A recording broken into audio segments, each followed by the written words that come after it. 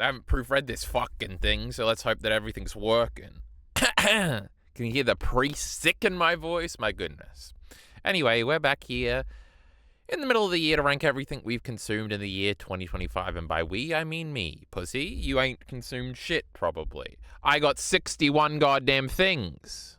Spoiler. On this goddamn list. And frankly, by now, I've already consumed 62 things. But the Great Crash of the Titans will have to wait until the January to... October version? Oh my goodness, the year's more than half done. Everybody wants to kill themselves. Let's skip that part. Oh my god, I didn't get... See, I told you I didn't proofread it. It should say part 2. It says part 1. That's embarrassing. Anyway, I think last time we had about like 30 or 40. We didn't add as many in this core. There are things that have changed around. There are obviously new things added to the list. This is a new thing here. The worst thing we've consumed all year, the Garden of Sinners Epilogue 2011. Some things from the original order have switched around a little bit, and I'll be sure to point them out. Very interesting, very engaging, scintillating content. Sit there and be happy. Also, I think I fixed the images a little bit. They look a little better now. You see, when you're saving images for your PowerPoint, you don't want to right-click just the Twitter thing. You want to open the image in a new tab, then save the image that you have in your Twitter consumption list there. I don't know these things. Leave me alone. Anyway, how deep do we want to go with this? Because guess what? The bottom 8 are every single Garden of Sinners movie. Oh, hey, Lost in Translation is the second worst thing. I just spoiled it. Anyway, the worst one is obviously this epilogue where it's 30 minutes of proselytizing. What word was I just thinking of? But it's a bunch of, and it doesn't mean what I wanted to mean anyway, where we're just theorizing about the philosophy of this girl who is actually 3 people or something. Nobody cares. This one sucked. It looked pretty. It was orange and stuff we liked that much, but my goodness, was it goddamn boring. Even Elite Ari was swearing at this one. It was so bad. Then the second worst one is the one in the hospital. That was boring. Then this one, both of these murder ones suck. This one is the dumb backstory that's confusing. It's annoying. I don't like it. I don't like that boy, Kikuko, or something his name was. He sucks, and he's like the main character of this one, so that's terrible. Shiki's kind of cool. And then in this one, there's a dumb villain, and there's a bunch of licking, and there's a super weed, and there's a... I don't know, this one was boring too to me. Then we got the first one. That one was okay. The image for this one still kind of sucks. And then we got this one. This one kind of cool, and they didn't kill the bad girl in the end because she wasn't really a bad girl, and her stomach was exploding or something, and she got gang raped at the beginning of the movie. All positives, apparently. These are the things I remember. I consumed these things long ago and didn't like them very much, so I put them out of my mind a little bit. Look at her dumb Naruto eyes that she's got there. Then we got this one. This ending scene is pretty cool. When the Garden of Sinners music, the good music song, you know the one, starts playing and they're walking past each other, and I think this redhead guy dies. It's very sad, or he was dead the whole time. Something crazy, whatever. This one was okay. There was a cool little hotel. The redhead girl got killed, but then she wasn't killed. It was crazy. But obviously the best one is the one with the cute sister girl. Now, the sister does want to fuck the brother. That's unfortunate. Because I'm in love with her, of course. She's college age, I think. It might be okay. Or is she at a boarding high school? We don't know. She's a bunch of lines on a page. That'll be my defense in court. This one was also pretty boring for big parts when they're starting to talk about the plot and explaining the plot to you and you don't care. But she did fight a girl in a church and there was a mystery or something and she was cute and Shiki was with her too and they didn't like each other. So that was pretty cool. Oblivion Recording. What a name. All these names are dumb. Paradox Spiral because of the hotel or something. Lost in Translation was very underwhelming too. I don't know what we ranked all of these, but Lost in Translation I think got 3.5 stars, so we're in our 3.5 star era here, and I think that'll be the case for a little bit because it is segmented. Obviously, it's ranked, and I did have in my notes when I was creating the list like which era they go in. Though some things do break the scales. I think there is a 3.5 star thing that I might have said in my most recent scripted video was a 3.5 star video game that is well entrenched in the 4-star thing. So how does that make sense? Fuck you, that's how. Lost in Translation was a little boring. It felt fake deep. It felt like we're supposed to believe that Scarlett Johansson's character was this very deep, depressed girl because her boyfriend was a dumb fuck. She came off as an idiot, though. She didn't seem very introspective or like smart, for lack of a better word. Bill Murray was okay, I guess. He was slightly charismatic. It didn't really go anywhere. I didn't know if I was supposed to think it was gross or if it was cool or if I was even supposed to think about it at all. Now, maybe it's all up into your interpretation, but I didn't really care much to have one. I didn't really like Lost in Translation. This is another thing with Garden of Sinners too. I did have kind of expectations. Garden of Sinners was a thing I'd heard about for a long time. I'd seen some of the imagery before. I thought it was cool. I had heard that song before, and I thought it was cool. Lost in Translation, everybody talks it up really big, says it's a really great movie. It's Sofia Coppola's only good movie if you're a boy. But I thought both of them were rather disappointing. There are some disappointments in this little 3.5-star little, what do you call it, section.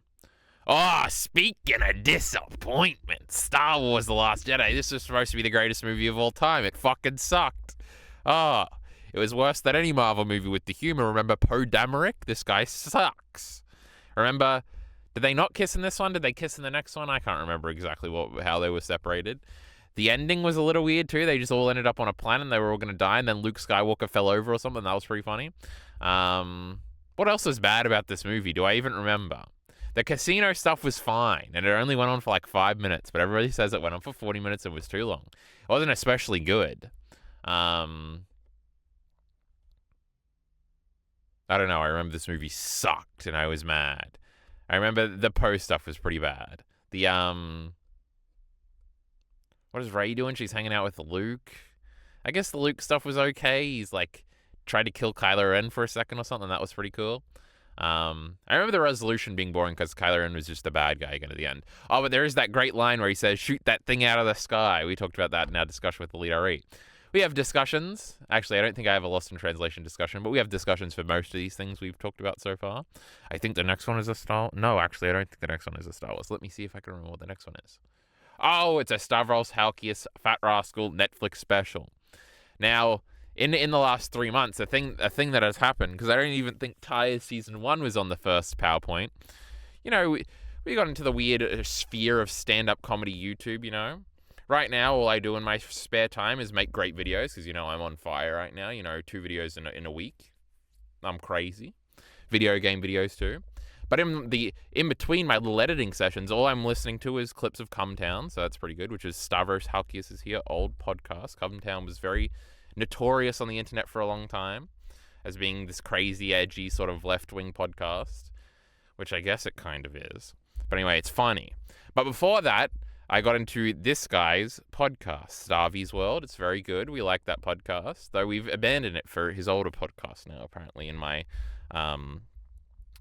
what did Digibro used to always call it? In my background noise, of course, because you going through eras of background noise. You went through the Digibro era, the Destiny era. Now we're well past all of those.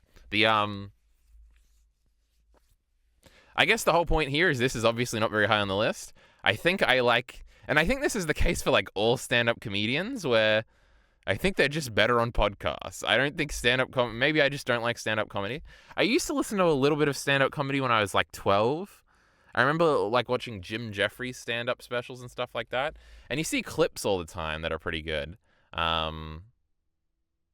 I think I watched this after I watched season 1 of Ties. You can check on the actual Twitter thread because it's in order.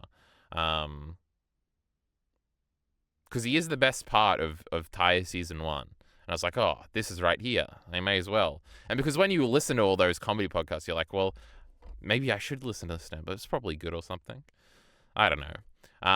Maybe just Stavros isn't so good now. That would be necessary. It is fine. It was funny in parts. It was just kind of like boring, and I was like, oh, whatever. And I don't feel like I laughed as much as I would at any random podcast bit he would do.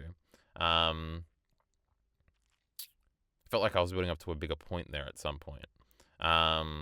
Oh, maybe I just don't like stand-up comedy. Stavros has a bunch of shorts where it's him doing crowd work. And that's always hilarious, which is just kind of like podcasting, right? It's unscripted, it's off the cuff. Whereas obviously these are recorded very scripted jokes. I don't know. It wasn't so good. It wasn't so memorable. There was a cool little edited intro that was kind of cute. I liked that part. I remember the room. I remember it looking pretty. Do I remember too many of the jokes? Not really. I remember an airport joke, I think. But I don't remember the rest. Oh my god, I thought this was a bit of a statement. It was funny that if I did that and then I put the shitty Family Guy Star Wars thingies, that it would be infuriating to a potential audience member out there. But here we just have the 3 Star Wars Family Guy specials. The third one is probably a little bit worse. The other 2 are pretty equal. I know a lot of people just like the first one and say the other 2 are bad or whatever. Whatever. Family Guy is Family Guy. It's funny like 70% of the time. It's really funny like 5% of the time. Like really, really funny. Not like it's actually funny. And sometimes jokes just don't hit, you know? But I don't know. It was Star Wars. It was funny. I remember seeing these as a kid long before I had seen Star Wars and thinking it was really cool. So yeah, we talked about these last time. They certainly are something.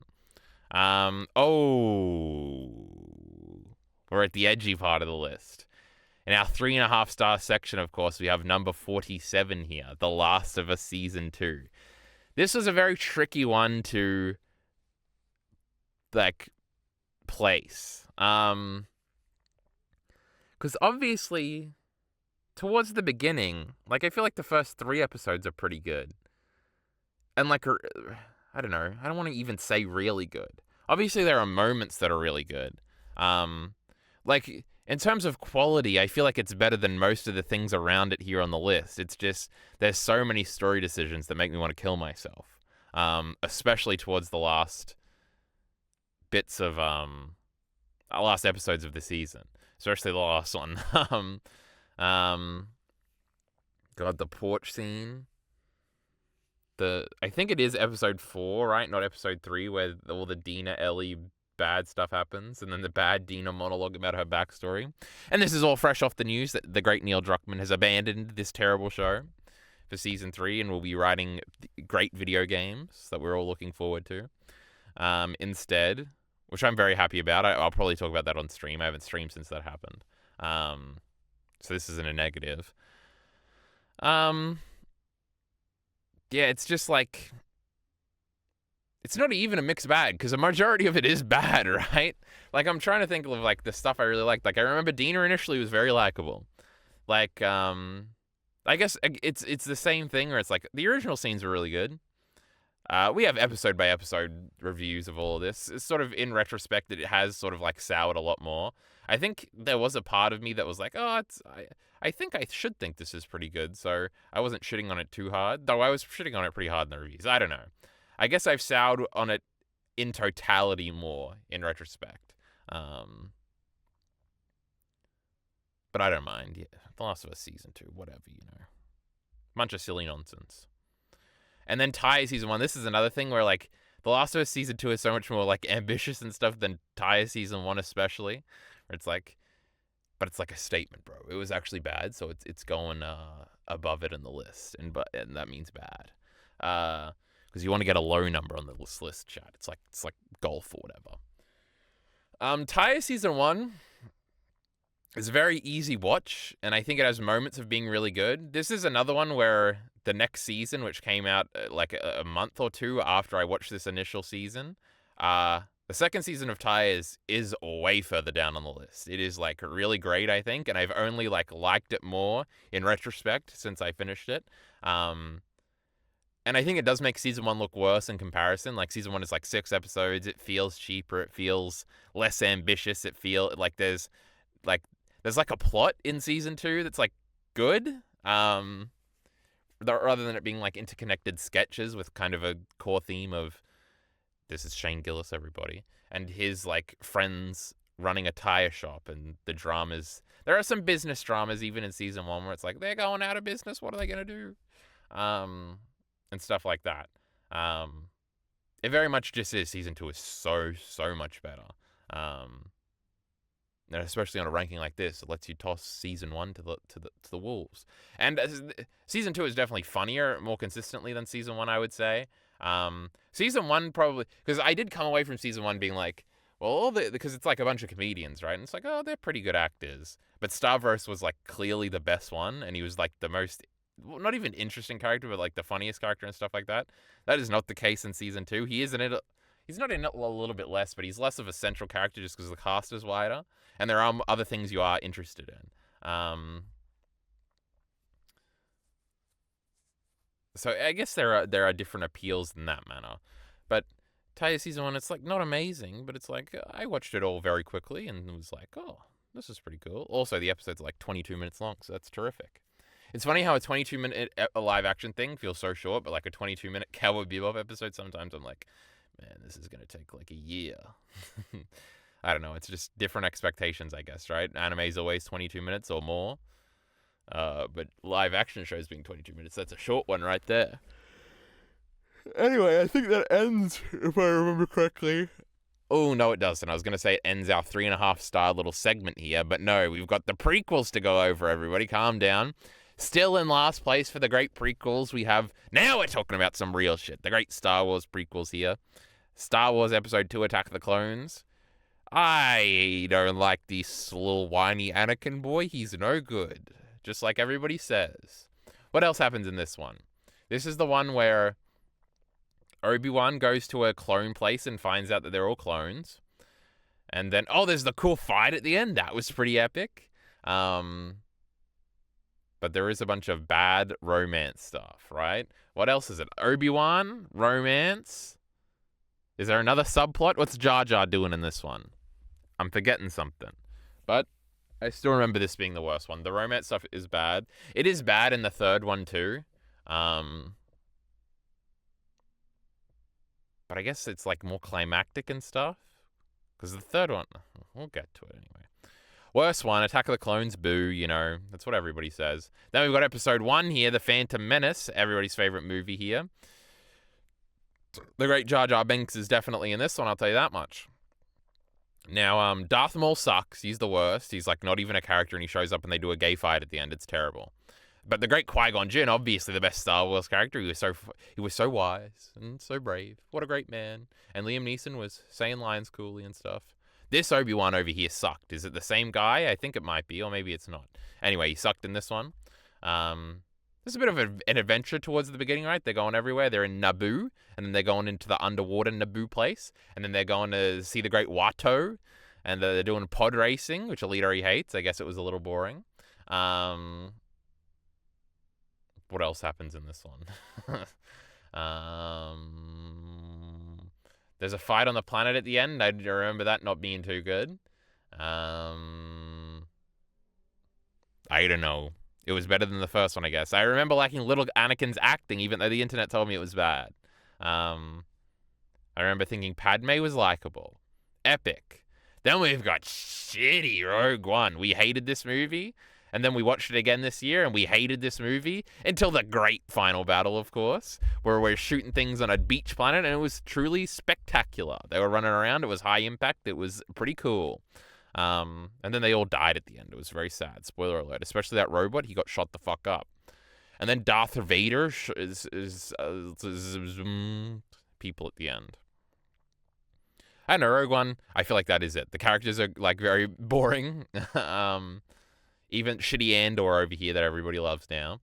But the fight scene was really cool at the end. Like, really cool. So I liked it. Again, I have videos, I think they're on Ordinary RE, talking about all these movies in more depth than you could ever want. So, and none of my opinions on these ones have really changed at all, I think, since then. Here we got the great Revenge of the Sith here. Then we got the great Samuel L. Jackson scenes. Remember, he was going to kill the Emperor, but then Anakin stopped him, and Anakin pushed his girlfriend down, and she was pregnant. And then Obi-Wan had a speech, and then they were fighting forever on this fucking lava thing or whatever. And then, actually, I think I was saying they didn't fight for too long, and Alita was mad at me. Then we've got Yoda versus the Emperor, the coolest fight in all of Star Wars. They were throwing those Senate pods at each other. It was epic. At the beginning, they decapitated Count Dooku. That was crazy. Oh, and then Obi-Wan's whole plot. He's fighting that Grievous guy. He's on some green planet. His best pal turns on him at the end, the Stormtrooper. And then Yoda takes him away, and they all go into hiding. Wasn't that crazy? I don't know. It's the best one. Crash to Insanity. We're still in 3.5 stars. Crash to Insanity is a game I'll probably like if I play it again. My playthrough this year, my first actual complete playthrough, it frustrated me quite a bit. It feels very unfinished. It doesn't feel very good to play a lot of the time. And if you die and get game overs like I was getting constantly, you have to redo like 20 minutes of gameplay, which made me want to kill myself and makes it like the worst Crash game, obviously. Obviously, it's got positives. The soundtrack's pretty cool. It's got a lot of aesthetic ideas. It's got a lot of like cool sort of subversive ideas too. There's a bunch of cool little gameplay pieces, a bunch of not cool little gameplay pieces. It's very frustrating. Frustrating. You play as Nina for the first time. She's silent in this game, not like in the great Crash of the Titans, a much superior game to this nonsense. There was a fat lady you beat up. That was pretty cool. Crash Insanity was pissing me off, so I didn't like it. So it's the worst Crash game on this list, a list that has nearly all the Crash games, or at least like the mainline ones.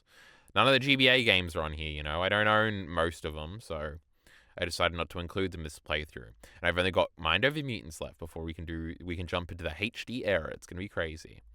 The Great Rise of Skywalker. Now this is a movie. I guess we're still in the 3.5 star category.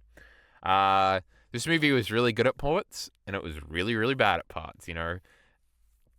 Rey Skywalker or whatever, her identity mission was terrible. Her and Kylo Ren teaming up was pretty cool. Him dying in the end was terrible. There were some very, very bad pieces of dialogue. I liked the beginning portion of the movie where it felt like an adventure again. That was really cool. They were on that sand planet. They were trying to figure out what's happened. Then they go to like that wintry, rocky planet. That was pretty cool. And there was a little guy. And then there was a little robot guy. They were both very cute. We liked that. All that stuff. C-3PO killed himself or something. It was crazy. Oh, and then Rey investigated the Death Star that had water in it, and it was really cool. This is the best one. We love this great Star Wars movie. It's not the best one, though, obviously. We've got 2 more ahead of it. Oh, no, we have 5 more ahead of it. I forgot about the boring ones. Anyway, Cowboy Bebop live action. I guess we're still in the 3.5 stars. Cowboy Bebop is another one. We're sort of in our era of... This had some really, past the prequels, this had some really good ideas, and we're going to continue this a little bit, but it's really bad sometimes. When Faye and that girl kissed, that was the best episode. We loved that episode. It was pretty epic. The Spike backstory episode was okay, but then there were some bad ones. And then Julia was a bad guy at the end, and that was very silly. And then Radical Edward showed up at the end, and it was very bad. And the first episode was pretty bad too. Then I watched the second episode, and I saw the New Zealand skyline in the background, and I thought it was cool. And then my investment went up from there. I'm trying to remember other individual episodes. The Pepe Le Pew one or whatever, the dumb French guy, that's original episode sucks too, that everybody likes. That sucked. Vicious was pretty terrible throughout. It's a bit of a high and a bit of a low, you know. The old Netflix Cowboy Bebop. It was an adventure watching this show. It was fun. I liked the characters when they weren't trying to be Cowboy Bebop characters. They were pretty cool. Except for Spike. He wasn't cool, but he wasn't cool in the original show. We hate Spike here. Now we've got Crash Tag Team Racing, and the funny part here is this is still a thing where Crash Nitro Kart is obviously better. What are we doing here? Also, both these images suck hard. These didn't get a big good up-resing. Obviously, everybody loves this dumb first game. Oh my goodness, the racing feels so good. Kart races suck. It doesn't matter how good they feel. What matters is the visuals. And this one has the better visuals and the better story. There's like 27 minutes of cool little cutscenes here that might be the best looking and the best like directed Crash cutscenes ever. It's interesting because Twinsanities like don't even work and look really cheap most of the time. Crash of the Titans also feels like that, where it feels like very in-engine and like not a step up. Though I'm sure some people think that's a good thing. Crash Tag Team Racing is similarly janky. Crash Nitro Kart might be the most polished post-Naughty Dog Crash Bandicoot game, now that I think about it, before we get to, like, the HD era. That's interesting. But it's cooler. Crash Nitro Kart is way better. Nobody cares about kart racing. I don't want to hear about how it's... If you push the pull button, it's more responsive in the original... Shut up, nerd! We don't like kart races here. Oh, we got Many Saints of New York. We're still very much in the era of It was really good sometimes, and it was really bad sometimes. Whenever there was a character from the original show on my screen, it was fucking terrible. Except for Tony Soprano. I nearly said Tony Jr. But AJ isn't in this movie. Remember when Carmela was just in one scene, she didn't say anything? That was so fucking dumb. And Tony's father's actor, oh, I hated all of that. The Ray Liotta stuff was good, and the stuff with this girl, obviously she's the best part of the movie. She was epic. We liked her a lot. That was almost interesting. I did a whole video about this. I don't want to reiterate everything. I feel like I feel exactly the same way. When I see this girl, though, I'm like, man, that was a cool movie. You know, we could watch that. We'll just watch her scenes again. Oh, but it is, what a weird movie, huh? What a weird, very unnecessary addition. Why wasn't it just, I guess, obviously to tie into The Sopranos and make some money? But if it was like David Chase is doing another mob-related thing, it could have been cooler. And it could have happened. Anyway, I don't know. It could have still happened, I mean. Then next we have the Uncharted movie, which is similarly... The Uncharted movie is just, like, not, like, great. But I don't think I was ever mad at the Uncharted movie, even for changing things. Like, I know a lot of people don't like Mark Wahlberg as Sully. I thought he was fine. I don't know. It's not Sully and it's not Nate, but, like, it's a dumb live-action movie. It's not going to be. And I thought, like, the dynamic with Chloe and everything, them adventuring around was kind of cool. The action set piece at the end was kind of cool. The Scottish guy was funny. And there's a sequel coming out, so I'll go see the sequel. We like Uncharted here. Well, we love Uncharted here, but we even like the shitty Uncharted live-action movie. It was pretty cool. It's just, it's like an action movie or something. It doesn't have the heart that the great Uncharted games have that make them truly special. Especially that great Uncharted 4. Now, anyway. No, we're still in our... I probably gave this 3.5 stars, right? We're still in our... It's good a lot of the time, bad a lot of the time too era. Obviously, Wrath of Cortex has some very finicky levels that are very frustrating. It's very unpolished in a lot of aspects. It's not nearly as tight. Sometimes it works to its advantage with the... especially the more traditional platforming levels, they're pretty great. Why can I only think of, like, the snow level at the beginning? But now I'm remembering a lot of the Wrath of Cortex levels are sort of split between vehicle and on-foot segments. Like this level with the Jeep. It's interesting. It really is just Crash on the PS2 now. And I do think it's really cool just in being that. Also, like I said, my world-famous new video, the Donald Duck Crash Bandicoot clone. It is the last of the traditional Crash games, so it's interesting in a lot of regards. It feels sort of like a ghost in a way of like what once was, but it's still cool. It's got a very different aesthetic too.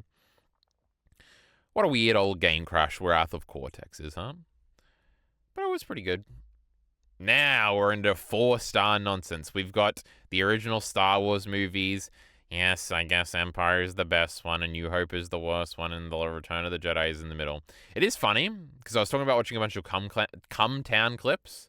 Nick Mullen on that show, there is a clip of him talking about how A New Hope is, like, just bad, if you go back and listen to it. Watch it, rather.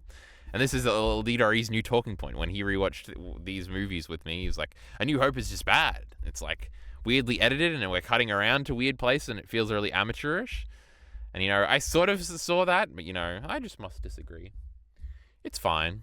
It's pretty good. It's about the same as these other ones.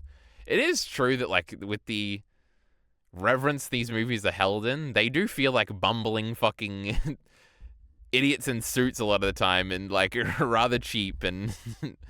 But then it's, like, really imaginative, and it feels epic in a sense, and it feels like a very traditional story in a sense. It is, I don't know.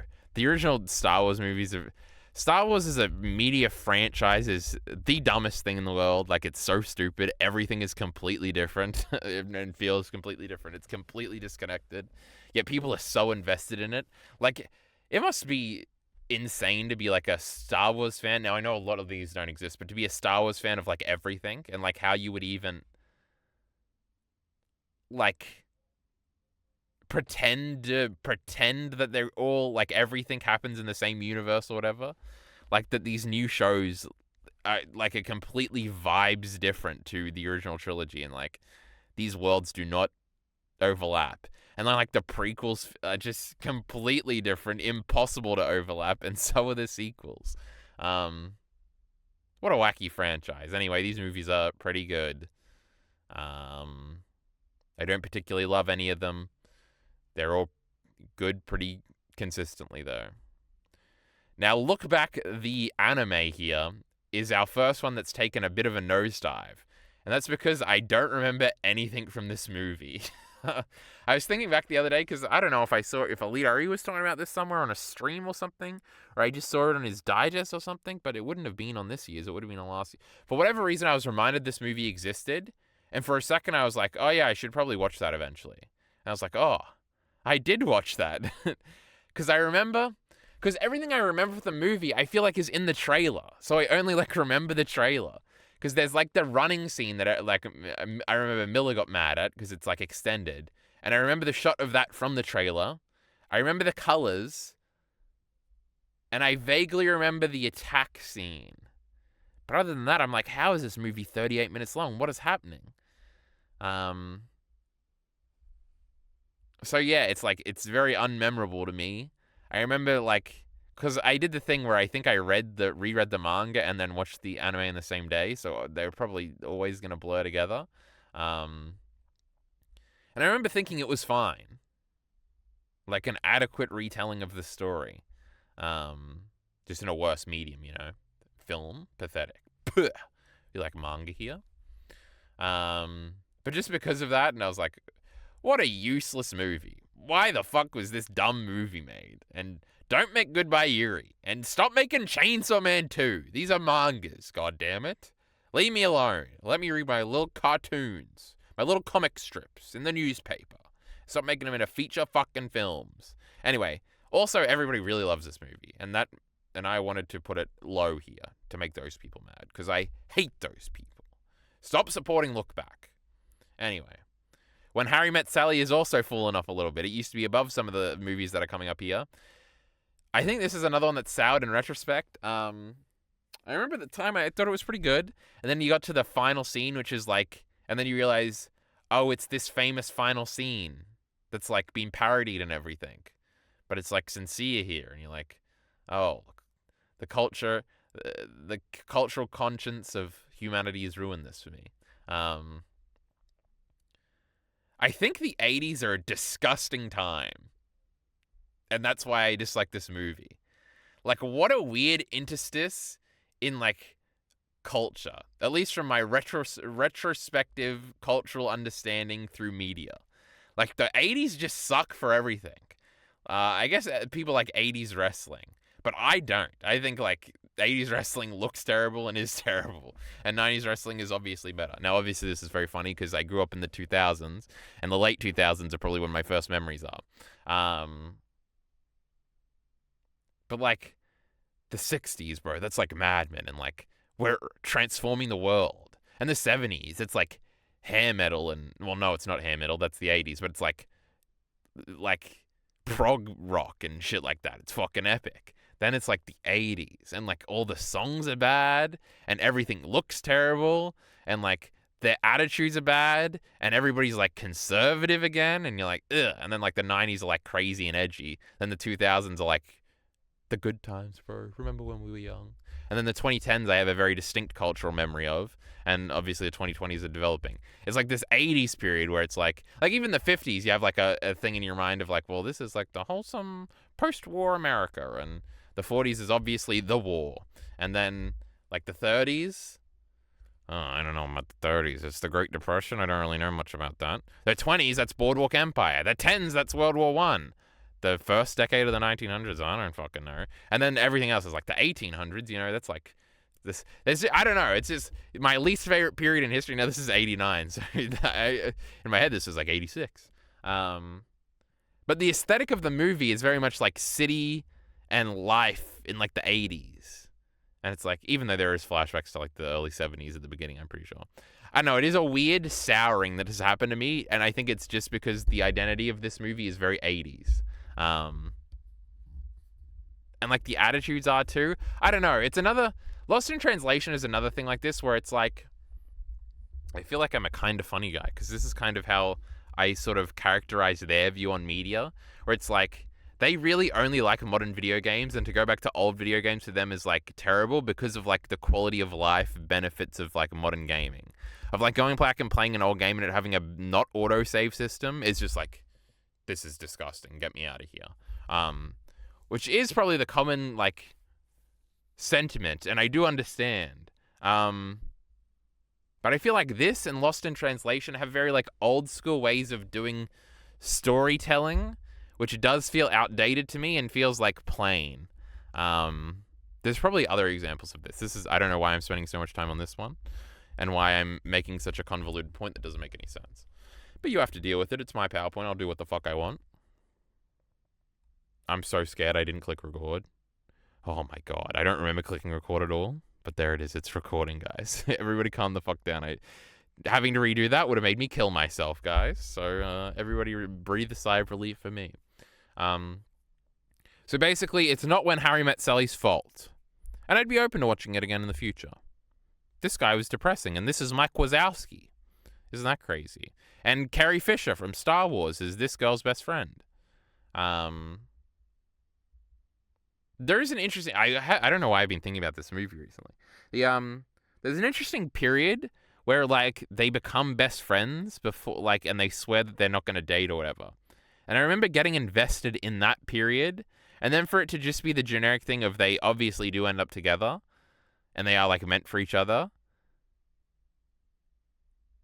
I don't know. I feel like maybe that is, like, another modern sensibility thing where it's like, well, that's kind of, like, bad. Like... But it's such a weird little specific thing of like, you shouldn't pretend to be somebody's friend and then wait for an opportunity to pounce. But it's like very mutual. And it's also like she comes to him crying one night and they have sex. And it's like, oh, this is a bit 1980s, huh? This is probably not good ethically. Anyway, what a bunch of silly nonsense, huh? Next one. Now, I think this is our period of... I should really rewatch these again, and I'll probably think they're really good. Can't wait to do that in a few years. The Assassination of Jesse James by the Coward Robert Ford is an exceptionally pretty-looking movie. It's by the director of Blonde, one of my favorite movies. It's some Australian guy, you know. It's pretty cool. We love Australia here. This is obviously a movie about, like, late 1800s America, though. You know, we were just talking about the 1800s. It's about, like, cowboys. No, it's not. It's about... What are they called? They're not Jesse James is a cowboy. Like outlaws and stuff like that. They rob a train at the beginning, and then this guy's got to run from the police and stuff like that. And it's a very winding tale of, what do you call it? A character journey of betrayal and such. I don't know. It's very long. It was clearly... Like, a lot was going on. It just wasn't clicking with me. And I mean, like, aesthetically. This is a very aesthetic movie. And it never went to the very next level to me. And I think you were supposed to go into it with the context of how sort of the event is... the assassination here. Is remembered in history.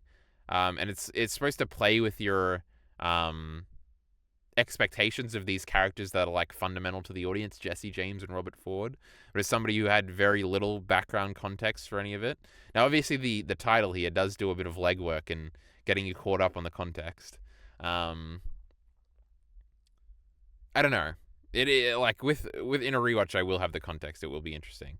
I remember thinking Brad Pitt was a pretty good actor as Jesse James, and the not Batman guy, but his brother or whatever. Bruce Willis keeps coming into my mind, but that's not the guy. It's, hey, we're not up to this one yet.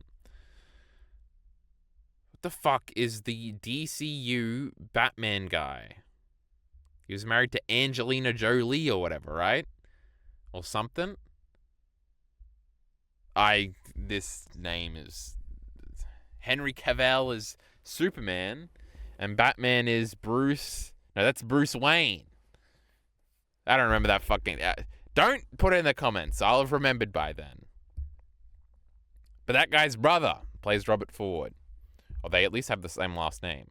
I don't remember the relation. Anyway, She's Funny That Way is another one. I almost instinctually rewatched this today. I was like, oh, this is like a very funny, like situational romance comedy movie kind of. That's like rom-coms are about like two people getting together. This movie is not about that. But it's sort of like this guy writes a play, this girl is a prostitute, they sleep together at the beginning of the movie, then she ends up getting the part in the play, and then all of his like people that work with him on the play try to fuck this girl, but he's also got his wife who works at the play, and it's like a bunch of drama, but it's not traditional drama. It's like very wacky sort of slapstick drama where it's like, and this person walks in at the wrong time, and here we go. And now like all of the characters are arguing, and there's a big misunderstanding in the thingy, and now there's like this character over here, the therapist character that we're cutting to a bunch, but she's actually the daughter of this guy, and at the end of the movie they all come together at the theater house and drama ensues. It's very cute. I enjoyed it as I was watching it, but it's another one that didn't hit on a higher level. Originally, it was Beneath when Harry Met Sally, and I think the Jesse James movie. But I have sort of like, I do think this movie is like cute in retrospect, rather than like souring on it at all. And I would want to rewatch it at some point. So yeah, so my memories are fonder, and therefore it's 27 here. 26, we've got Nosferatu, which has gone back a little bit. Nosferatu and Conclave were like right next to each other in the last one. There's a few in between here, if I remember my list creation correctly. Nosferatu was cool. I like the old fella. What's his name again? Willem Dafoe. He's acting his ass off in this movie. It was pretty cool. So is this girl. This is another one where it was good. I liked the aesthetic a lot. It was cool. It was creepy. I went to see it with the lead RE in person. Isn't that crazy? What a fun memory. But it doesn't hit, you know? It's like, oh, that was a good movie. But it doesn't hit, you know? And so that's like a big fault. To not get that last star. What are you doing wrong? Do something cool. Keep poking it with a stick, but it doesn't move.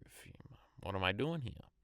But a lot of these because we are in our 4-star era now, a lot of these are like that, right? It's like, it just didn't take the extra step. And it'll continue here. Especially with shitty Chrono Trigger. It is funny where it's like these, like, She's Funny That Way and Chrono Trigger are both 4 stars. Chrono Trigger is even probably a little bit better. But in my heart, I have much more fondness for She's Funny That Way just because I had, like, very little expectations and it was, like, a thing. Chrono Trigger, you're going with a lot of expectations because people say this is one of the greatest video games of all time. This cast of characters is so great. What a great plot. And the cast of characters and the plot is kind of whatever. Chrono Trigger, I find myself, rather than justifying why it's 4 stars, I have to justify to myself why it isn't lower, like worse. It does some cool things visually, I think. There are some battles I remember having, like, it's like the gaming mythos, right? A lot of people play like FromSoft games for this, where it's like, oh, this was like an intense battle and I was like really locked in for like 5 minutes because I had to make sure I was healing the proper amount and at the right time. So you take the advantage and hit them at this point, and then they'll regenerate and then they'll hit you with the big damage. And if you hit them in the wrong spot, then they're going to do their big monster attack. It's like, I think the Magus fight, and there was another one where it was like, oh, locked in, and then you won, and then because there's no like, it's not like Pokemon where there's a defined health bar or whatever. You can't see the boss's health, so you have no idea when you're close and when you're not. And when it's like the thing takes away control and you realize, oh my god, it's over. It's like a great little feeling. It's probably the case in most JRPGs, though I guess the active battle system or whatever, where it's not entirely turn-based, helps with that, but obviously it's not the only game with that. It's not the first game with that. So it's probably not very unique to Chrono Trigger. I think the cast of characters is all fine. Like, Marl is obviously the best. I did a whole video, a whole PowerPoint itself on Chrono Trigger and my disappointments with it and stuff like that.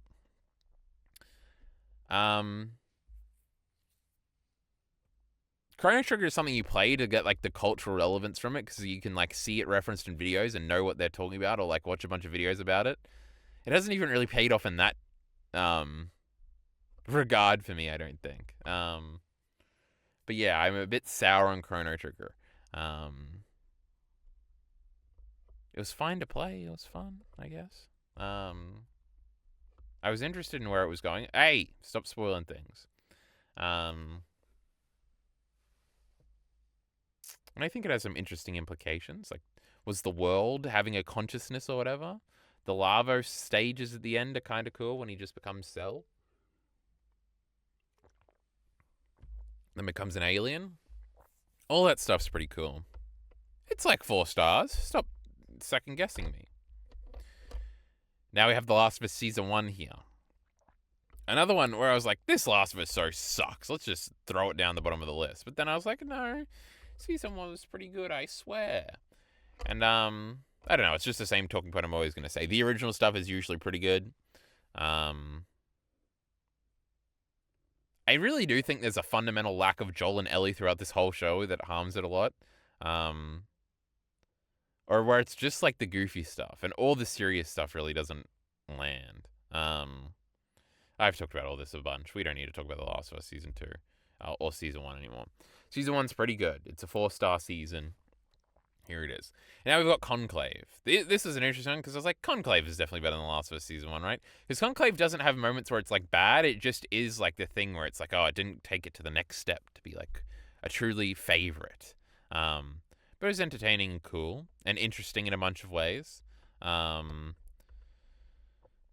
There was that one speech this guy gives. He uses a particular word. Is it tolerance? I don't remember what, but that was interesting.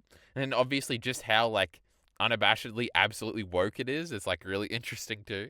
And like those cool acting things, and it's a bunch of people scheming and stuff, and that's pretty fun. So yeah, Conclave was pretty cool. Again, I have a video on the Great Conclave here.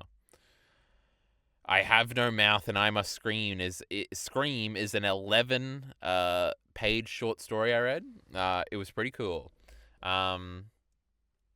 This is sort of the upper echelon of 4 stars now, I guess. The book is about 5 humans that are the only 5 humans that still exist, and an evil AI has taken over the world, and it's torturing them for eternity. They've been alive for like 117 years or something, being tortured.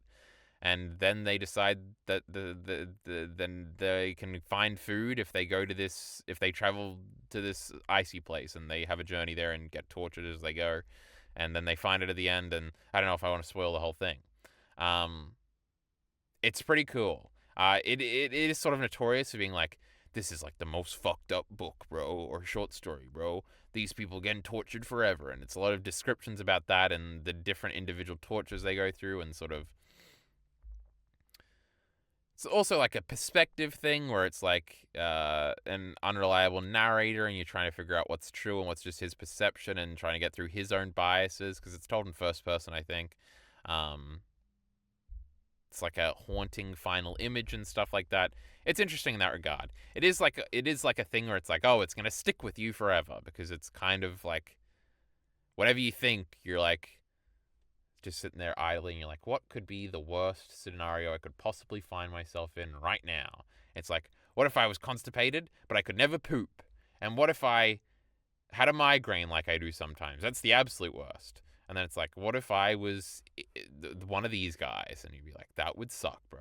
What if you find yourself one day galloping down a hill, Griffith off in the little pond over there with his little broken arm, following behind Guts? You're fucked, young man.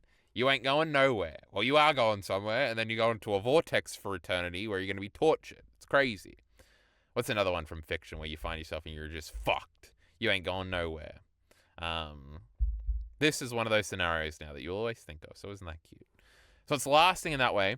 I do think the writing is interesting, because I remember, because sometimes you read books, like you read a Cormac McCarthy book, or you read a George R. R. Martin particularly great passage, and you're like, man, like, I always thought I could write a book, but I can't write these books. These guys are like really good at writing. With this guy, I was like, oh, the writing here is not too great. So that made me optimistic, I guess. So it also has that going for it. Like it's weirdly, why do I want to say sharpish? It's like, sloppy is too firm of a negative. It's like indirect in a way. There's a specific word I'm looking for here. We've been terrible with our words this PowerPoint. I'm not going to remember the word. I think it starts with an S, but it's like, it's not sporadic, but sporadic will do for now. Also, it's got a great title. Look at it. I Have No Mouth and I Must Scream. It's also like the last line of the thing. Ha ha ha. Spoilers, spoilers. Anyway, pretty cool. I'm glad I read it. Oh, we love Netflix true crime. Well, I don't know if this is true crime. Documentaries. There's two of them here. The Osama bin Laden one that came out this year, and an old Boston Marathon bombing one. This is American Manhunt is like the subtitle here. They also did one on O.J. Simpson, but I was like, that's not cool. But as I was making this, I'm like, maybe I should go and watch that. I will just lose myself. Like, I watched both of these in like a day. They're like 5-hour-long episodes each. It's just the greatest. Like, documentaries are obviously better than everything else. They're obviously the most interesting. I don't know why I don't just watch documentaries all day.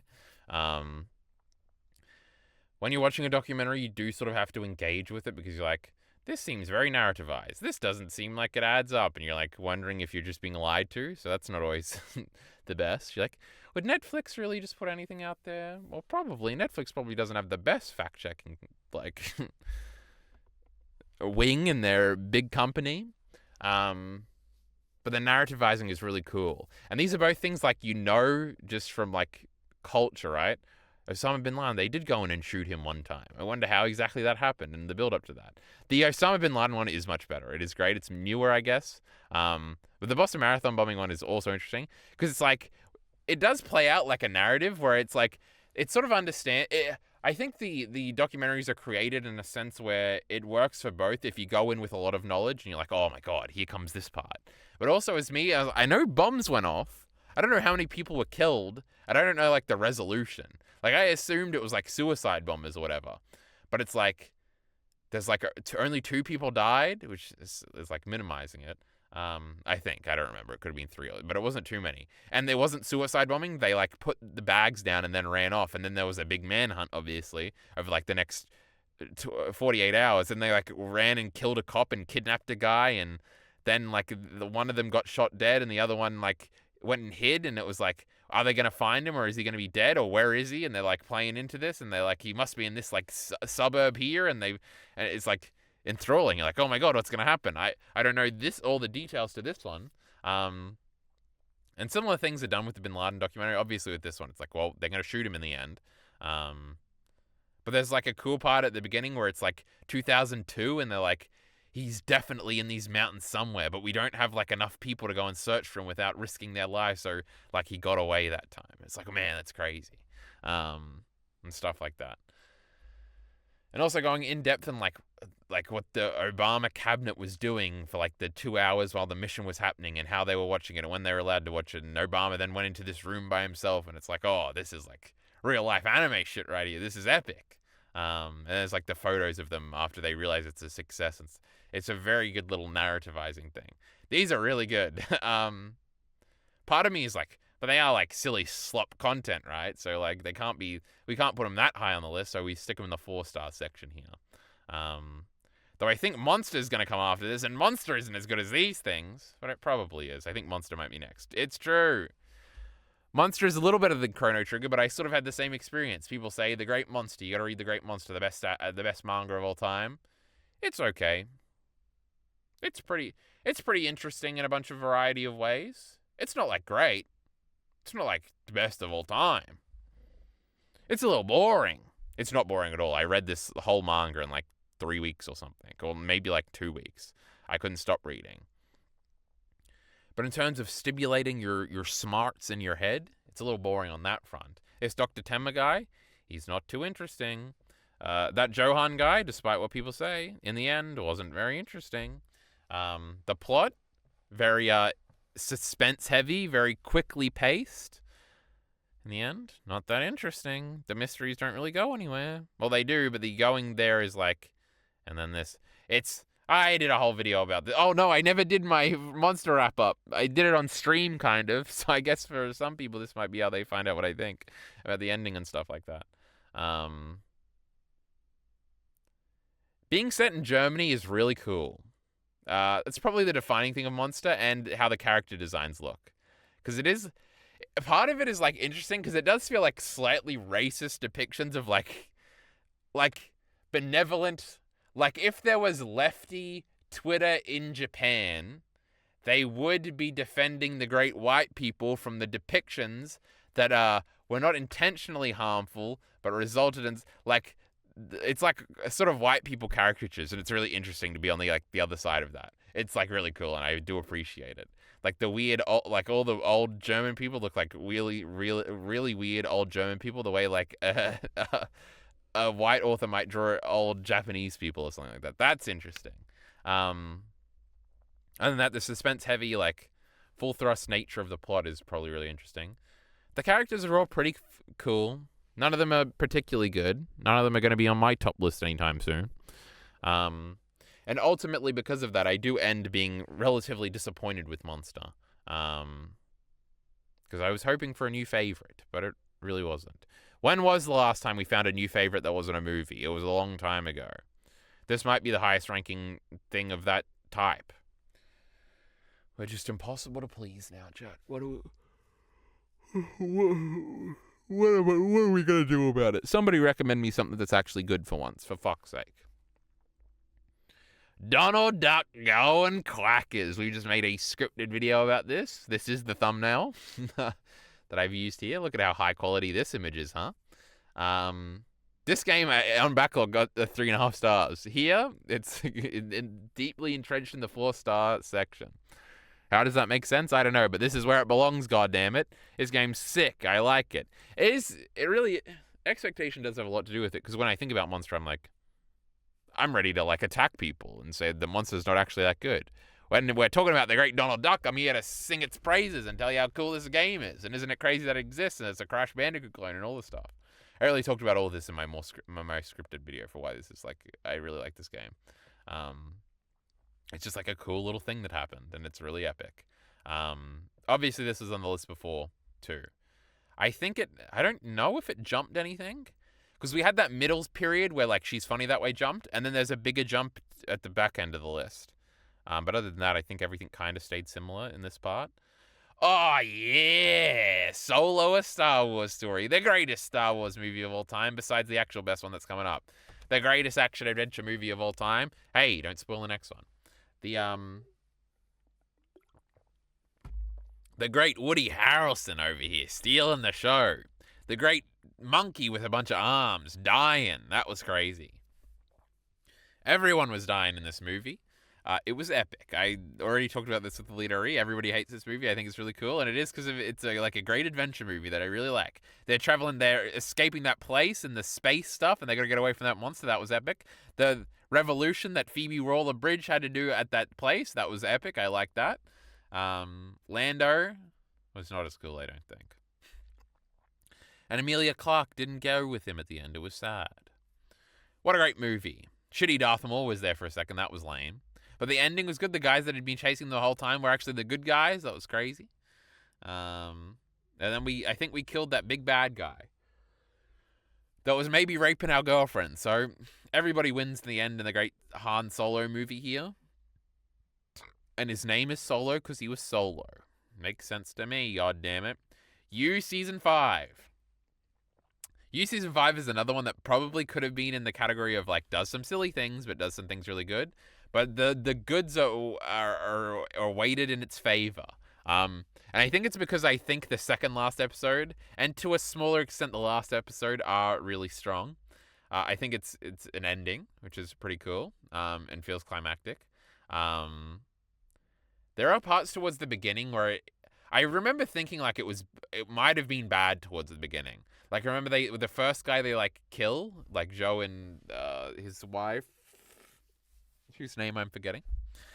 When they, like, agree to kill that guy, it felt like too easy, but obviously it was just, like, kind of to set up the plot, so we just got through it or whatever. The stuff with the son is kind of bad, especially at the end where he probably doesn't have a reason for, like, hating Joe yet, but he's like, Daddy, you're a bad person, and then Joe has a breakdown. The focus on, I wanted to say Marianne, but that's not the character. Marianne's a different character. The final girl, I wanted to say Beck, and then I wanted to say a G word. She has a fake name. Anyway, she was a bit iffy, and obviously she's a very big part of the ending. Is Claire the wife? The last shot of the son looking at her burnt arm and being like, I hate my dad. That was cool. Obviously, I talked about the choices of music and stuff like that. The rotating cast. It's kind of like Monster in that sense. It's a very suspenseful, like, continue watching show. And it sort of excels in all those aspects. At some point, I do want to rewatch the whole show because I think it would be very interesting. And yeah, I think season 5 is pretty great. Well, I did make a video about this also. Oh, we did react to a bunch of videos talking about how it was terrible or whatever. But I thought it was pretty good. Great even. 4 stars. Oh, yeah. Crash Tag Team Racing. I'm starting to hurt my voice with the ooh yeahs. Obviously the best Crash racing game.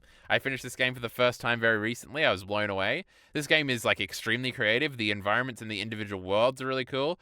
Obviously the best racing, because you can like shoot the guys and it like makes for extremely tense final minutes where you have to keep in mind where you are in the track so you can split with them and win. And you've also got to like shoot things back. And if you're like, you can like get back to the front by shooting things, and then you can switch with them so they shoot things if you want to get closer to people. And there's a bunch of different mini games like the stunt stuff and the little battle arena stuff and the bowling stuff and the little shooting ones, though I didn't like those ones. And the platforming is cool, even if it's a little weird and limited in spaces. It's obviously like a smaller game, but it has like a million ideas.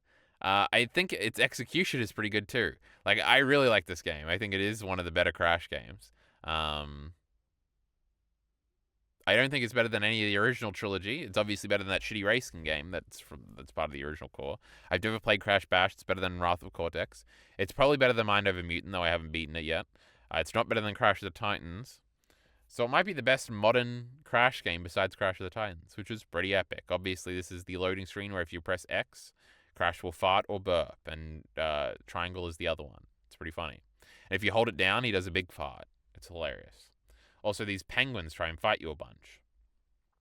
What a video game. Tremendous video game. We love that video game. We got the Pikachu and Pichu short from the beginning of the 3rd Pokemon movie that will be showing up later. It was really cute, and they were in a city, and that was a really cool environment for a little Pokemon short. It was epic. I don't know if I have much more to say about this. We talked about this last time. It's some things have pushed ahead of it, but like nothing from that was on here last time. There's just some new things that have pushed ahead of it. Shitty Look Back is here. I think I like Look Back. I don't remember exactly what I liked too much. There was a lot of repetitive panels, true, and stuff like that. It's a heartfelt journey of these 2 girls and stuff like that. It's good. I can't recall things to talk about right now about it, so let's just go to the next thing. Pokemon Coliseum. Now, this is a video game. Now, this might have been a 3.5-star game before I replayed it this most recent time. I spent like 6 hours trying to beat the final area of this game, and the final area is just like 4 battles in a row where your team doesn't get healed. Then you got to beat Nazgul. But if you lose to Nazgul, you got to go back and do all of them again. And if you beat Nazgul, then there's the real final boss. But if you beat Nazgul, then you only have to start from the final boss each time. This experience was great. It was like one of the funnest Pokemon experiences I can ever remember having. The Achilles heel / biggest strength of Pokemon has always been that sort of, depending on the Pokemon you choose to use, your experience may vary. Pokemon Coliseum has big level hikes towards the end. Like between those second 2 final bosses, the level jump is like 7 or 8 levels. So you're under-leveled, which is great, because then it's more difficult. Because if you were matching their levels, you would probably beat them easy. But also, I was using Plusle. I talked about this on stream already, so maybe this is repetitive for some people. Who is basically dead weight, except it did kill Salamence at the end. Like, if you could direct the attacks at a different Pokemon, it could get a Thunder Wave off, and that could save your life. It was alright in the first 4 battles, but for the last 2, obviously, when there are Salamences and Tyrannotars and Metagrosses and Sizzles and everything running around, it just gets one-shot and outsped. For the rest of the game, it was actually pretty good. So because of my team makeup and that I wasn't choosing the strongest Pokemon, I was just kind of using ones I liked. It was a very, very, very engaging. Like, I think I posted on Twitter, I literally won the final battle when I finally did it on my 7th attempt, with my Quagsire being my only remaining Pokemon with literally 1 health. And it was like that what I was talking about with Chrono Trigger, this very tense gameplay experience. Pokemon Coliseum has sort of always fallen short in some respects because to me at least, because it has a more limited, like, there's only like 52 Pokemon you can catch in this game. Even though I like the GameCube aesthetic of the Pokemon games, Pokemon XD has just always been the better one because there's like 100 and something in that game. Something Pokemon Coliseum has always had going for it is I do like the final area of Religam Tower much more than I like the final area of Citadark Isle in XD. Like in XD, it's all dark and stuff, and it's like this big bright stadium in Pokemon Coliseum. So like, if anything, it's sort of almost harmed my opinion of Pokemon XD being so much better, which has drawn this game up a lot. And so I do like Pokemon Coliseum more than I ever have before. And in my mind, like, it's been a 3.5-star game. Now it's definitively a 4-star game, if not more, because the rest of the game is pretty fun too. It is a little repetitive. Pokemon Coliseum is basically just battles because there is no wild Pokemon. You are catching Pokemon in trainer battles and stuff like that. XD tries to differ it up a bunch. Sometimes it's not in the best ways, but a lot of the times it is. It looks prettier. There's more Pokemon and stuff like that. Now, obviously, Pokemon XD was replayed here, and it is going to be on the list. And where it is on the list with how I'm talking about it now may shock you. But Pokemon Coliseum is a great game, I think. And I think I'd sort of been swept along with the propaganda that it isn't a great game. And it is like just sort of made irrelevant by XD coming afterwards and being cooler. It does have like positives. The last bit of the game is more difficult. There is more of a gauntlet aspect. And the limited Pokemon might be a strength sometimes. Not being able to save everywhere does suck though. So Pokemon Coliseum, we love it more than we've ever loved it before, and it was epic. Oh, Star Wars The Force Awakens, obviously the greatest Star Wars movie of all time. It's an adventure, bro. What can I say? We love adventures in Star Wars. We love going to different planets, doing little different set pieces on each planet.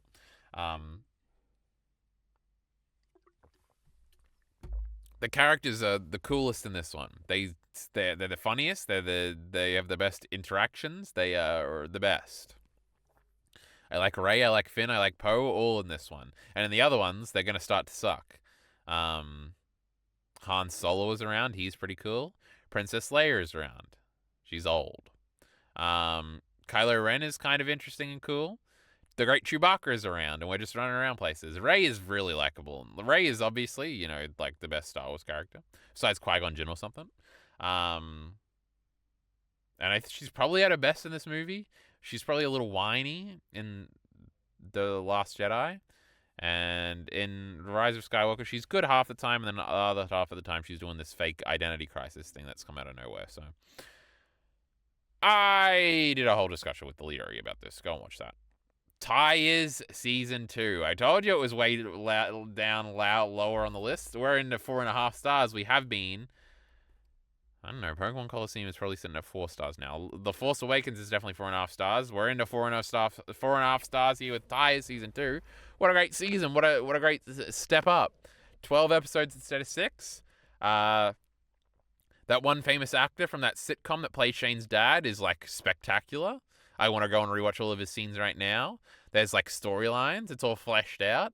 Everything's overlapping. The drama is better. Shane Gillis's character, who's just called Shane, has a girlfriend, and that storyline was cool. Except, they didn't get together in the end, so that was a little sad. But that was like the point.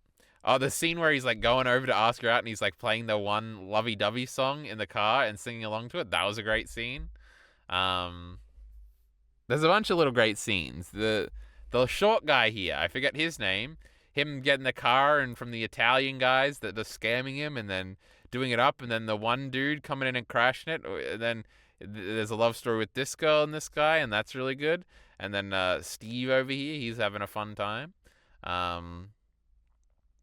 The the Shane's dad character is like incredibly acted. He has great charisma. He brings great drama. He brings great comedy. He's never like a generic bad guy. He kind of seems like the good guy in some aspects. When he fires that one guy and then like rehires him, and you can't tell if he's being serious, and you're like, oh, this is like a serious dramatic character that has consequence in this show, and all that stuff. It's just like actually great, and I would very much look forward to a season 3 where we expand on all these things. Tire season 2 was great. I liked it a lot. It's in the top 10 here. Wonder Egg Priority. We love it. I'm Japanese. It's another show where you're like, sometimes it's really good, sometimes it's a little silly, and the ending's not too good. But like, it has some of the best character interactions I've ever seen in anything. Like, best things in media with the best character interactions. We've got The Sopranos, Black Sails, Mad Men, Boardwalk Empire, perhaps Neon Genesis Evangelion, The Great Black Lagoon, and sitting with them in SSS tier is Wonder Egg Priority now. These 4 girls just hanging out is the greatest anime of all time. Now, a lot of the time the plot gets in the way, and especially towards the end, and then they kind of end in like a not happy place, which is very annoying. And that holds it down a little bit from being a 10 out of 10 series. It's just got a 9 on my MAU, which is a 4.5 star thing. This show made me even like action and stuff. I thought even that stuff was cool. I know this is the generic thing to say about it, but I do, the more I've thought about it, the more I really don't like the direction of the ending. I don't like how unsatisfying it is. Like, they set up the Frill character, who I'm not as interested in as somebody like Alita Ryu, who loves this dumb Frill character. I don't like the serious edge to the show. I don't like the animals dying. I don't like... I wanted this should have been a show for little girls. It shouldn't have tried to do the Madoka shit. Though I do like the casualness in which all the traumas of the individual suicide victims, so obviously that wouldn't be in it if it was a kid's show. But the main absolute appeal of the show is the 4 girls hanging out and being cute. And the drama does get in the way of that a lot. And yeah, the ending, it's a little unsatisfying, you know. And to build up the Frill character and then just go nowhere with it. Alita Ryu always says, what if there was a second season, though? Like, that's a fucking point. He's always wrong, you know, those YouTube videos always right. But in these other things where it's like they do some things bad, they do some things good, none of them do the things they do good as Wonder Egg Priority. We love Wonder Egg Priority. It's in the top 10 here. Safely nestled in our 4.5 star little section here. Now, are we going to 5 stars with the next click? I can't exactly remember. No, we are still in the great 4.5 stars. We got the Pokemon 3, the movie, the Entei movie. Great action scenes, the greatest credit sequence maybe I've ever seen. When I think of this movie, I truly do think of the credit sequence. And I truly do think about the kind of silly inclusion at the end that I know it makes a lot of people really hate the movie, is that like the whole movie is about how this little girl, his mother died, and then her father kind of died on an expedition and then became Entei here. And like they kidnap Ash's mum to be her new mum, and then Ash has to come and save his mum. And then in the credits, it's kind of just revealed that like, oh, the original mum is better now, and she's come to live with them at the mansion. And it's like, a lot of people are like, well, what the fuck? The whole movie was about this, and like the resolution of the movie is sort of like, you got to get over it, and you can't kidnap this person and ruin their life so they can be their mother. They have their own kids and stuff like that, and you got to get over your trauma and stuff. And here's the mother again, and it's like, oh, everything worked out in the end. But I love that everything worked out in the end. Fuck the thematic through line.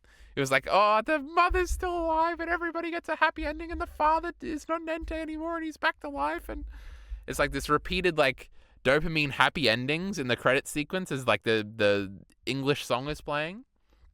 It's like Ash and everybody hugging as they leave, and then them traveling together and being best friends, and then we cut back and she seems to have a nice life at the mansion where she's like jumping in puddles and stuff like that, and she's hanging out with some of her Pokemon she's got now, and then the father comes and, oh, they're happy, they've gotten over it, and then it's like cut back to Ash and them camping or something, and then cut back to them at the mansion, and the mother's back, and you're like, oh, everything is just so happy, and there's no sadness, and I love that part of the movie. I thought that was great.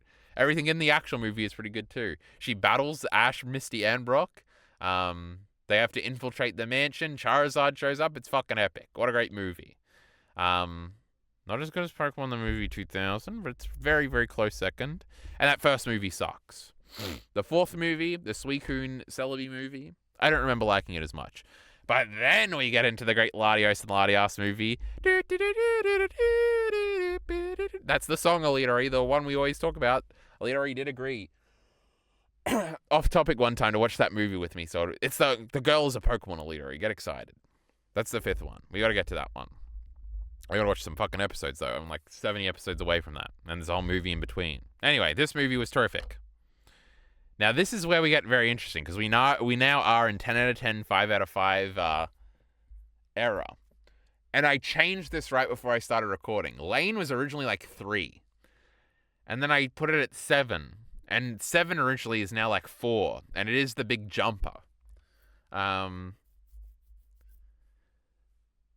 It's interesting because a lot of these things are very even in my mind. There was a time when Lane dropped down to being a 9 out of 10 for me. I think it was after the rewatch before this one. And then in this one, I bumped it back up to a 10. And I truly do think Lane is an incredible audio-visual experience.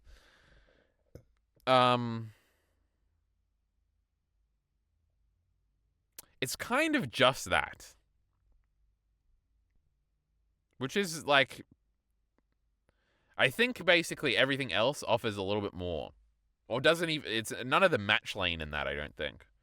I don't know if literally anything does. Maybe like End of Evangelion or the 4th rebuild film. But I think the other stuff is probably stuff that when done exceptionally well to a 10 out of 10 degree, I like a little bit more. But also there's like, is Honora next? No, Jak and Daxter is next. And then Honora is next. I could see Honora being 7 of like... Honora is an interesting one, which I really enjoyed at the time. I haven't really thought about Honora too much since then. I do definitely still think it's a 5 out of 5. I would like to rewatch it, I guess. Honora to me is defined by this girl here's performance. I think she really carries this movie. I do have a very interesting relationship with this movie where everybody, like, Alidori's like, oh, it's so funny. And it's not like, usually Alidori's the retarded one that has, like, the opinion that nobody else has. But I'm the retarded one this time. Because everybody else talks about that. Like, I remember watching the Bro E. Chanel video, and she was like, yeah, the defining aspect of this movie, the comedy. I was like, this movie wasn't funny. Or the obviously funny aspects to it, I found like mundanely funny. Like, not that they weren't funny, like the movie was failing at them being funny, but it was like funny because the situation is like funny, but the funniness all comes with like a tragedy, which is Honora's character. I'm talking myself into not even pretending that this would ever be 7, because I'm like, this is like the greatest performance of the year. This is like one of the greatest movie performances of all time. This girl is so great.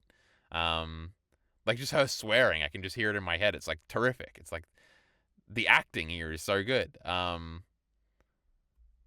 with this 3, like Jak and Daxter, it's funny because when you start getting to like the 5th and 6th replays of things that you think are like the greatest thing of all time, it like wanes. Like you have dips. Like when I first watched Lane, it was probably a 9. Then I rewatched Lane the first time and I was like, this is 10. This is a magical thing. And then I rewatched it again, and then that's when it slipped back down to a 9. And now that I've rewatched it again, it's a 10 again. So with that expectation, next time I rewatch it in like a few years, am I going to go back down to a 9? Because it's like, oh, it's familiar.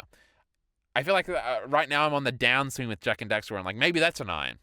So maybe Jak and Daxter should be 7, Honora should be 6, and then Lane should be 5. I'm going to settle with what I have here. I do think it is probably true. Jak and Daxter is maybe the greatest feeling video game I've ever played. I'm trying to think in my head if that's true. It probably is true, especially in an action game. And the first area in Jak and Daxter is one of my favorite areas in any video game. It was towards the back end, and I think the criticism I kept coming to is maybe there's some pacing issues here. That was me playing it, knowing exactly where to go. For like my 7th time. So what the fuck do I know about the pacing of this game? Um, so yeah, it's just interesting. Like, obviously, Jack and Dexter is stupendous. It is a 10 out of 10. Um, but I think I'll stand by it being 6. Movies are always interesting because movies usually don't like hold that much of a place in sort of my mind. No, that's not even true. But in like my head rankings of like, if I think about my favorite characters, 0 of them are going to be from movies because it's like, what, a movie character I forgot the name of that I remembered for like, that I only interacted with for like 90 minutes. Lame. Obviously, we need long running TV series characters who I'm going to like a lot more. And when I think about like my favorite pieces of media, like my favorite movie is supposedly The Godfather Part 2. Like, that's not going to rank in like the top 10 of my favorite pieces of media ever, right? And, my engagement with movies like this is interesting. And then to rank it here, like, is Anora as much as my like media identity as Jack and Daxter or Serial Experiments Lane? Probably not. But it is, I think it might be better than them. But we've kind of talked about all 3 of these. Anora is terrific. Mikey Madison or whatever her name is as Anora is, like the performance of like the 2020s probably. So I've seen like probably like 5 movies, so I can make that judgment pretty soundly if I do say so myself. Stupendous. Now, Chunking Express has jumped up, and I improv'd it right before we started this thing. I have to rewatch this movie because when you're talking about like identity stuff, like when I think about Chungking Express, I want to tell everybody about it. Everybody should watch this movie. It's the greatest movie of all time. I want to say things like that. And because initially I watched it and it was a 4.5 star. But initially I was obsessed with this because the movie is split into halves basically.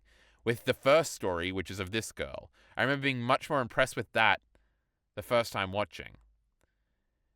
But the second one is the one I've thought about like constantly since I watched it. Like, obviously California Dreaming has become one of my more favorite songs, and that's attached to very attached to the second half of this movie. So that could have a lot to do with it. But that Faye character, the girl from the second half, is like, she's not even an incredible character. She's an incredible depiction of like the girl you're obsessed with. Where she's appealing in every aspect, but she's also very mysterious and she never does what you want, sort of thing. And the way that that's like sort of captured, she kind of is the main character of that story though, which is also crazy. And so is the blonde girl in this. But the framing of it as sort of like, because they both have male characters in them, you see it so much from their perspective. And it would be very interesting to get a woman's perspective on watching these movies and be like, do they just identify with the woman? Like, they probably wouldn't relate. Like, to me, it's like, oh, this director's a genius. He fully captured what it's like to be like a guy in this scenario and watch these like incredible women and be like, man, I wish they loved me. But like a woman watching it would never have that experience because they never have that initial experience of watching, and the way it's portrayed is very like gender rolled, I think, of like, this is from like the male perspective type thing. It's possible that's all imagined and they would have like, and like that experience is more universal. Also, the movie is like really good just on an entertainment level and stuff like that, and a twist level. I don't know, there's not that many twists, but on an acting level, on a vibes level especially.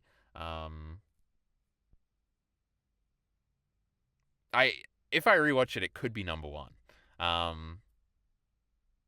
Because last time, if you remember, Anora was number 3, Monsters Inc. was number 2, and Challenges was number 1. It could jump both of them. And especially when I just did a whole speech about how movies suck. It's a lot of movies going on here. Number 3, Monsters Inc. I'll say it again, maybe the most creative piece of fiction ever written.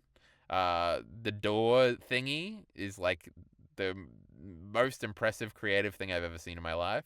Monsters, scream power, the jokes, the heartfelt moments, how it all looks, just stupendously, terrifically stupendous, this movie. probably my favorite childhood movie, huh? It's a great 10 out of 10. It's terrific. It's spectacular. It's tremendous. And we have challenges at number 2 here, which means if you're super paying attention, you realize what number 1 is. You probably don't or are excited for it. Don't get excited for it because it's really going to be an eye roller. Challenges, because challenges versus Anora has been the big thing in my head, and I keep saying it's challenges. Challenges is better.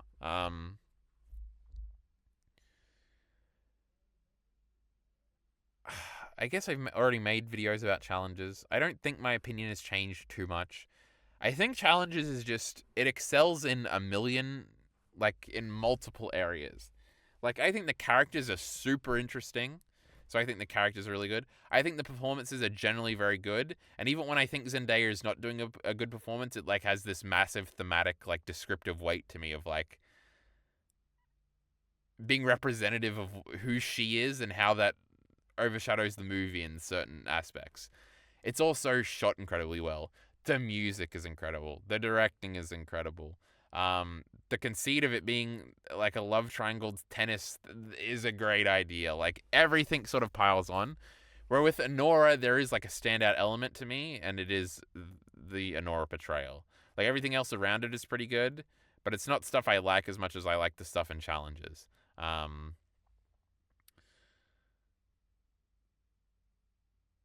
So yeah, I think that's probably why challenges in my head evens out to being better.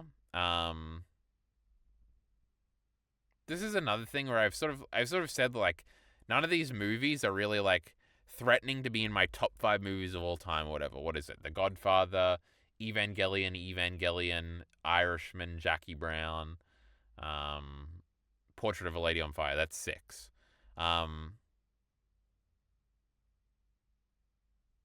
Chungking Express, I think, could. So it's kind of this weird position where it's like pending a rewatch. Things could change. Should I do a rewatch before the next list? I might try. Who knows? It'll be funny if the rewatch happens and I'm less enthused with it because I think it's more like see-through or something. Like, obviously, Challenges I've already watched twice. Anora could get a rewatch too, you know? These are great movies. So yeah, it's an interesting, like, it's almost on like potential, right? Like right now, Challenges is achieved higher, but the other two might have potential to outstrip it. And like Monsters Inc. is probably as high as it's ever going to be, right? I've seen it a million times, and now I've had a refreshed viewing. I don't know. Internal rankings are very interesting, huh? Number 1 is Pokemon XD Gale of Darkness. It's not very exciting. If anything, I'm like soured on this game a little bit because I had so much fun playing Colosseum. So it's really weird that it's number 1. But it's like my 3rd favorite video game or like 4th favorite video game of all time. And it's great. And I replay it like every year. And I'm like obsessed with it. And just how it looks. And the different Pokemon you can get in it. Even though the last area isn't as good as Colosseum. And when I played it through this time, it was pretty easy. And it didn't give me the thrill that Colosseum did. So, honestly, it's like the list dies with a whimper. But it's like, definitively, my meteor identity, I love Pokemon XD Gale of Darkness. So it has to be number 1, right? Now, this kind of comes to the fundamental thing that Elite RE has been telling me recently, which is like, rewatchers shouldn't be on this list. And maybe that would make it more interesting. So the top 3 would be out, because Challenges I did watch for the first time last year. So it would be Chungking Express would be number 1, which I would probably be more hesitant to. And Anora would probably be number 1 then. Because I'd be like, man, I'm not sure about Chungking Express just yet. And then Jack and Daxter wouldn't be on here. Serial Experiments Lane wouldn't be on here. Technically, this wouldn't be on here either, because it is technically a rewatch, even though it was very foggy in my like 15-year ago memories. Wonder Egg Priority would be number 3. Ties would be number 4. This would be number 5, the Pikachu short. Crash Tag Team Racing for the first time I beat this year. Season 5.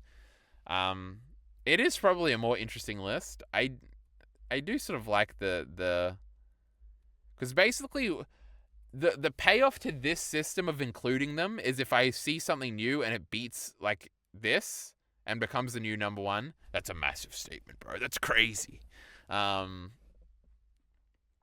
I'm kind of banking on that happening. And that'd be like a big moment. Like if I were to rewatch Mad Men this year, which is obviously not an impossibility, and I'm probably going to rewatch Evangelion this year, which means it'll be definitively parked at number one. But if something comes along and it beats Evangelion, that's big news, right? That'll be very exciting. Now, the more interesting thing is if I do an Attack on Titan reread this year, where the fuck is that going to land? See, this is kind of fun. I like thinking about these things. I do get it, though. I do think, because Ari, when he does his, he sort of just does his in the last slide of his digest. And he doesn't include the rewatches and stuff like that. It just depends what you want it to be. I like this format for now. Let's see, meander about a bunch of things. But that is it. My throat kind of hurts. I stream and scream way more than this. And my throat never hurts, so I don't know what the fuck's going on today.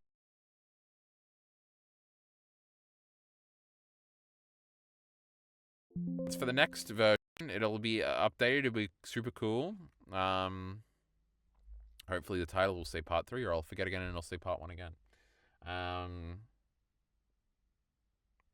I guess this is a place where you could recommend things. What do you think could be the new number one?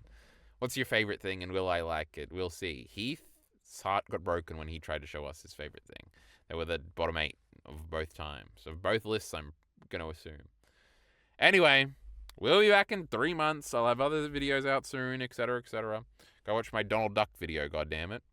Support links in the description below. Thanks.